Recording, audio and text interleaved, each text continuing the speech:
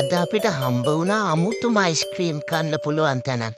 කවදාවත් කාලා නැති කවදාවත් දැකලා නැති අයිස්ක්‍රීම් ෆ්ලේවර්ස් 110ක් තියෙනවා කිව්වොත් හිතා ගන්න බැහැ නේද? අපි ෆ්ලේවර්ස් වර්ග ගොඩක් try කරලා බැලුවා. කිසිම රසකාරකයක් දාලා නැති ඒ අයිස්ක්‍රීම් වලට අදාළ ඔරිජිනල්ම රසට කන්න පුළුවන් නියම තැනක් ඇත්තටම මේක. රස වගේම කස්ටමර් සර්විස් එක නම් මාර ෆ්‍රෙන්ඩ්ලි. සදෙව් හම්බුනේ අපිට අහම්බෙන්. එයා අපිට ලොකු සපෝට් එකක් දුන්නා. ඒ වගේම අයිස්ක්‍රීම් කාලා ෆන් ගේම් එකකුත් ප්ලේ කරලා තමයි අපි ආවේ.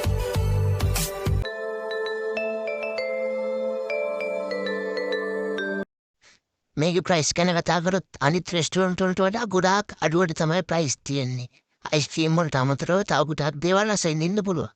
මේකේ තියෙන්නේ මෙරින් ඩ්‍රයිව් එකේ ටික දුරක් එනකොට මොචියාටෝ අයිස්ක්‍රීම් කියලා තියෙනවා. ඔයගොල්ලන්ට Google Map එකේ බලන්න පුළුවන්. ඒ වගේම තවත් ස්පෙෂල් මේගොල්ලන්ගේ බර්ගර් එකක් තියෙනවා 8 දෙනෙක්ට කන්න පුළුවන් එකක්. ඒක තමයි දැන් මොහොනන් දැකපු ලොකුම බර්ගර් එක. ඔයගොල්ලොත් ඇවිල්ලා try කරලා බලන්න.